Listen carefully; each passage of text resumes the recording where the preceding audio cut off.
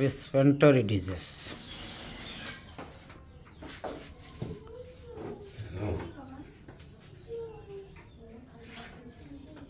এটা প্রেগনেন্সি গরু 2-2.5 মাস, যার জন্যে একটু এক চামচে সারাতে পারছে না, যেহেতু ভাইরাস রোগ তো, তাই 2 বারে ভাগ করি সারাতে হচ্ছে। উনের না থাকলে অবশ্য এক বেলায় সেরে যেত, সমস্যা ছিল না, এফিমেরা উঠে পারত। কিন্তু প্রেগনেন্সির কারণে ও 2-2.5 মাস মতন বুনেদ আছে, আর এ মালিকের বুনেদ করতে গিয়ে যথেষ্ট বেগ পেয়েছে আমার মনে হয়।